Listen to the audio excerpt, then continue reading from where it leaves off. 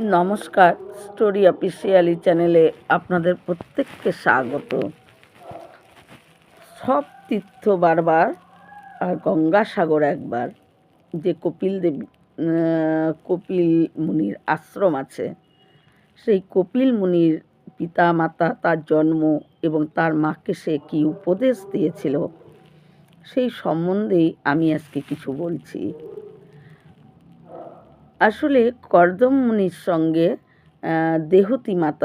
দেহতীর বিয়ে হয় এবং দেহতী আর কর্দম মুনি তারা বিয়ের পর একটা বিমানে করে তারা 1000 বছর ঘুরতে বেরিয়েছিল। কিন্তু শ্রীমদ্ভাগবতে উল্লেখ আছে যে এই যে মানে বিমানটা অপূর্ব এক বিমান, যা এখনও সেই রকম কোনো বিমান তৈরি করতে পারেনি। সেই বিমানে কি আছে আর কি নেই, যেরকম পুকুর আছে, বাগান আছে, পাহাড় আছে, সব কিছু আছে এই রকম বিমান। সেই বিমানে করে তারা 1000 বছর ঘুরতে বেরিয়েছিল। তাই ঘুরতে ঘুরতে সেই বিমানের মধ্যেই তাদের 9 জন কন্যা জন্ম হয় এবং 1000 বছর পরে সেই বিমান থেকে যখন তারা নামে, তখন কর্দম মুনি দেহতীকে বলছিল যে আমি এখন তপস্যায় চলে যাই। কিন্তু দেহতী মাতা বলে যে তোমার 9 কন্যা, এই 9 কন্যার বিবাহ না দিয়ে তুমি কি করে তপস্যা করতে যাবে? তখন কর্দম মুনি তার 9 কন্যা যখন বড় হয়, তাদেরকে 9 কন্যাকেই বিয়ে দেয় এবং 9 কন্যা বিয়ে দেওয়ার পর তখন তাদের মনে হয় যে ভগবান নারায়ণ তো কথা দিয়েছিল তাদের ঘরে পুত্র সন্তান হয়ে জন্মাবে। তখন তারা দুজনেই কি করে নারায়ণের তপ স্তুতি এগুলো করতে থাকে এবং ভগবান নারায়ণ তখন ওই দেহতী মাতার গর্ভে আসে এবং 9 মাস পরে যখন জন্ম হয় এবং তখন তার সেই সন্তানের নাম রাখে কপিল। আর কর্দম মুনি এই শিশু জন্মানোর পরেই তিনি তপস্যায় চলে যান এবং ওই দেহতী আর হলো তার পুত্র কপিল, এরা দুজনেই ছিল। এবং যখন কপিল একটু বড় হয়, কপিল ভগবান যখন একটু বড় হয়, তখন দেহতীর মনের ভিতরে অনেক প্রশ্ন এবং অনেক জিজ্ঞাসা ছিল যে এই জিজ্ঞাসাগুলা যদি আমার আমার পুত্র হলেও এ তো সাক্ষাৎ নারায়ণ, তাই আমার মনের ভিতরে যে সংশয়, সেগুলো আমি যদি ওইকেই জিজ্ঞাসা করি, এ হয়তো সঠিক উত্তর দিতে পারবে, কারণ এ তো সাক্ষাৎ নারায়ণ। তাই দেহতী মাতা কিন্তু জানতো যে আমার পুত্র নারায়ণ। কিন্তু যশোদা আর নন্দরাজা ঘরে যখন কৃষ্ণ জন্ম ছিল এবং কৃষ্ণকে তারা যখন সন্তান ভাবতো, তারা তো সন্তানই ভাবতো তাদের জন্ম না দিলেও, কিন্তু নন্দরাজা যশোদা তারা কিন্তু কৃষ্ণকে কখনোই নারায়ণ ভাবতো না। যখন গর্গমুনি কৃষ্ণ বলরামের জন্য নামকরণ করতে আসে, সেই নামকরণ করতে এসে যখন বলরামের নাম গর্গমুনি ধ্যানে দেখে তাকে নাম রাখে বলরাম, কারণ বলরামের অনেক বল, অনেক শক্তি, তাই তার নাম হয় বলরাম। আর দেবকীর গর্ভের থেকে রোহিণীর গর্ভে আকর্ষণ করে নিয়ে এসেছিল বলে তার নাম শঙ্কার্ষণ। কিন্তু যখন কৃষ্ণের নাম রাখার জন্য গর্গমুনি ধ্যান করছে, কিন্তু দেখে যে এ তো সাক্ষাৎ নারায়ণ ধ্যানে, কিন্তু আবার যখন ধ্যান করে দেখে হ্যাঁ এ তো নারায়ণ, তখন তার মুখ দিয়ে বেরিয়ে যায়, আরে এ তো নারায়ণ। আর এই কথা শুনেই নন্দরাজা বলে ওঠে, কি আমার পুত্র নারায়ণ? তখন ছোট্ট কৃষ্ণ গর্গমুনিকে ইশারা করে যে এ কি তুমি করছো? একবার যদি এরা জানে যে আমি নারায়ণ, তাহলে আমি যে যার জন্য আমার জন্ম নেওয়া, আমি কোনো লীলাই করতে পারবো না। আর আমার এত কাজে, যে কাজের জন্য আমি জন্মগ্রহণ করেছি আমি তো কোনো কাজ করতে পারবো না, এরা আমাকে ঠাকুর ঘরে নিয়ে পুজো করতে আরম্ভ করে দেবে। তখন গর্গমুনিকে কৃষ্ণ ইশারা করে যে তুমি এই কথা কোনো রকমে এখন অন্য রকম করো। তখন গর্গমুনি ইশারাই বলে যে আমি কি বলবো, আমি তো মুখ থেকে বেরিয়ে গেছে। তখন ওই কৃষ্ণ ইশারায় তাকে বলে যে বলো যে নারায়ণ সমগুণা, নারায়ণ না।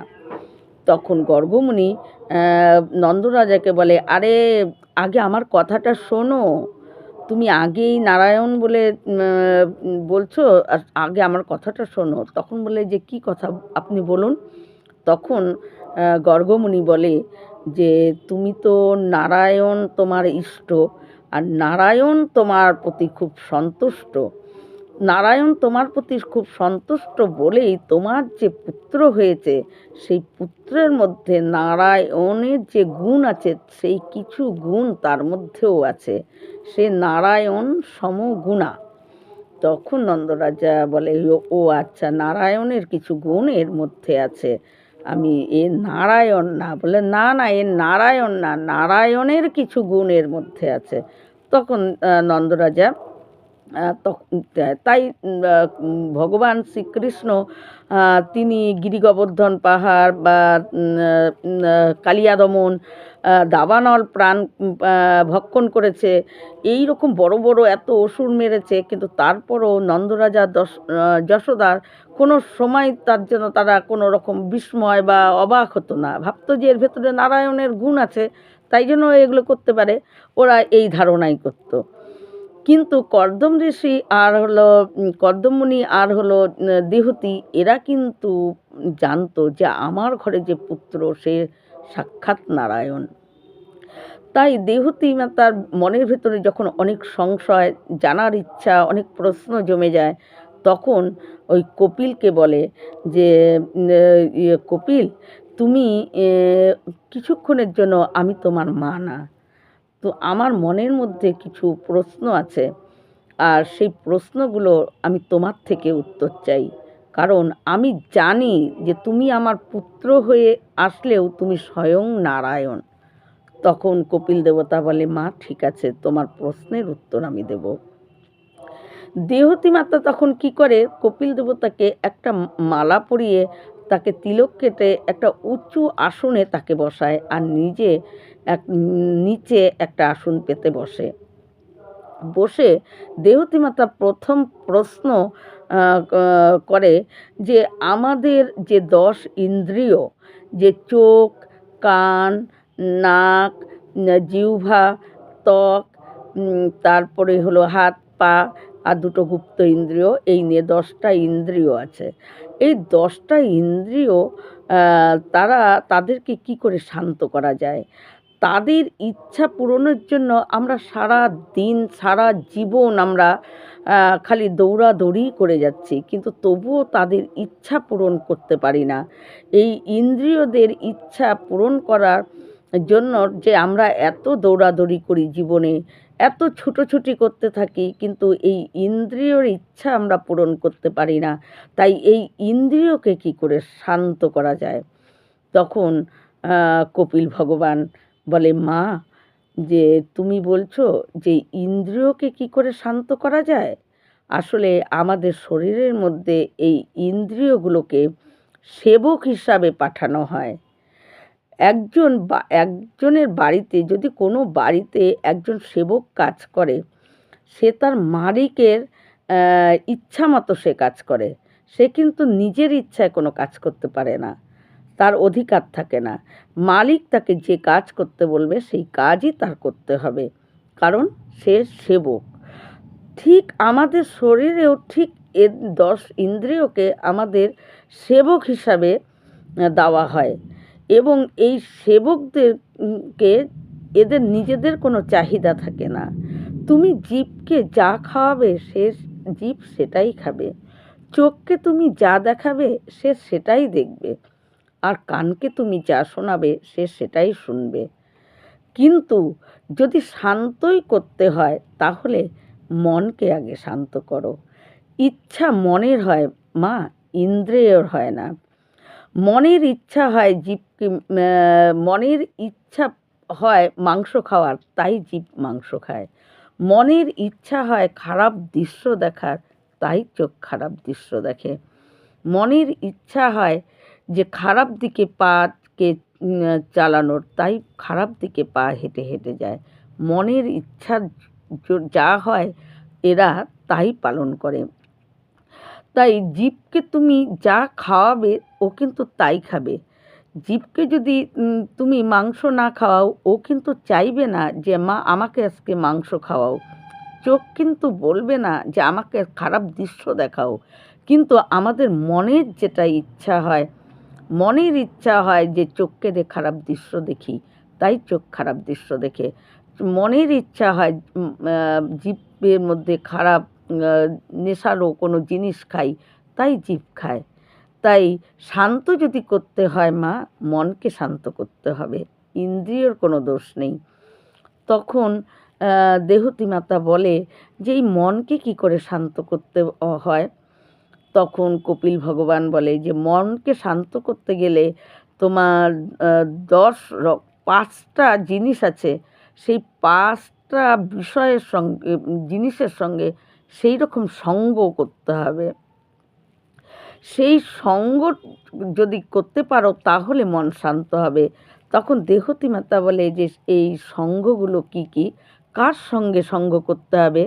বলে যার ভিতরে স্বয়ংক্রিয়তা, মানে সহ্যগুণ, অটুট সহ্যগুণ, সমস্ত কিছু ও তাকে যদি মানে বাজে কথাও বলা হয়, তার সম্বন্ধে খারাপ কথা বললেও তাকে যদি বলা হয় যে তোমার মধ্যে এই দোষ আছে এই আছে, তাও সে বিবাদ করে না, সে সেটাকে সয়ন করে নেয়, সেটাকে সহ্য করে নেয়। তাহলে সেই রকম যদি সহনশীলতার সঙ্গে সঙ্গ করতে হবে। এই 5 রকম জিনিস আছে, এই 5 রকম জিনিসের সঙ্গে সঙ্গ করলেই মন শান্ত হবে। 1 নম্বর হলো সহনশীলতা, যার ভিতরে তার ভিতরে কোনো রাগ বা কোনো বিবাদ, কোনো সৃষ্টি নেই, সে সব কিছু সহন করে নিতে পারে। তাকে খারাপ বললেও সেটা সহ্য করার নিয়ে ক্ষমতা তার ভিতরে আছে, তাকেই সহনশীলতা বলে। 2 নম্বর হলো যার ভিতরে দয়া, প্রত্যেকের প্রতি তার ভিতরে দয়া ভাব আছে। যদি প্রত্যেকের ভিতরে দয়া, খালি নিজের লোকের উপর দয়া আছে বা অন্য কারোর উপর দয়া নেই তা না, প্রত্যেকের উপর যার ভিতরে দয়া ভাব আছে, সেই রকম দয়া যার ভিতরে আছে তার সঙ্গে সঙ্গ করতে হবে। যে নাকি সবার ভালো চায়, শুধু আমি, আমার পরিবার, আমার পাশের জন, আমার প্রিয়জন ভালো থাকবে, তা কিন্তু হবে না। যদি নাকি এই রকম বিষয়ে এই রকম গুণ আছে যার ভিতরে, তার সঙ্গে সঙ্গ করা যায়, আর যাতে সে সবার ভালো চায়, আর যার চোখে কেউ শত্রু না, কেউ তার শত্রু না। আর 5 নম্বর হলো যে নাকি শান্ত, কথা কম বলে, এদিকে শান্ত। এই রকম 5 জনের সঙ্গে যদি সঙ্গ করা যায় তাহলে মন শান্ত হয়ে যায়। তখন দেহতী মাতাকে কপিল দেবতা এই উত্তর দেয়। তারপরেও কপিল দেবতা বলে যে মা, যাদের ভেতরে আধ্যাত্মিক যোগ কম, আর তাদের ভিতরে সাংসারিক সুখটাকে তাদের বড় সুখ বলে মনে হয়, এবং যেটা নাকি তাদের ভিতরের ক্ষতি করে, কিন্তু বাহিরের দিক থেকে মনে হয় সেটা সুখ বা আনন্দ লাভ করে তারা, কিন্তু ভিতরে সেটাকে দুঃখ দিচ্ছে, সেটা তারা দেখে না। আর যাদের ভেতরে আধ্যাত্মিক যোগ আছে, তারা বাইরের সুখ দুঃখকে তাদের কিছুই মনে হয় না, তারা ভিতরের সুখে, ভিতরের আনন্দতেই তারা রমণ করতে থাকে এবং ভিতরের সুখকেই তারা দেখে। তখন কপিল দেবতার কাছ থেকে দেহতী মাতা এই তার প্রশ্নের সমস্ত উত্তর পায়, এবং কপিল দেবতাকে, কপিল ভগবানকে দেহতী মাতা প্রণাম করে, এবং তার মনে বলে, এবং কপিল দেবতা তারপরে জিজ্ঞাসা করে মা, তোমার যে প্রশ্নের উত্তরগুলো আমি দিলাম, এই এতগুলো কথার মধ্যে সার কথাটা তুমি আমাকে বলো তো, তুমি কি বুঝলা। তখন দেহতী মাতা কপিল দেবতাকে বলে যে তোমার সমস্ত কথা শুনে আমি এতটুকুই বুঝতে পেরেছি যে যদি জিহ্বার আগে ভগবানের নাম থাকে তাহলে তার ভিতরে এই সমস্ত গুণ তার ভিতরে চলে আসে আর তার মন শান্ত হয়ে যায়। তখন কপিল দেবতা বলে মা তুমি আমার এতগুলো কথার সার কথাটা তুমি ঠিকই বুঝেছ। তাই এই কপিল ভগবান আর দেহতী মাতার এই কথার থেকে আমরাও অনেক কিছু শিক্ষা পাই। এই রকম ভিডিও পাওয়ার জন্য আমার চ্যানেলটিকে সাবস্ক্রাইব করবেন। নমস্কার।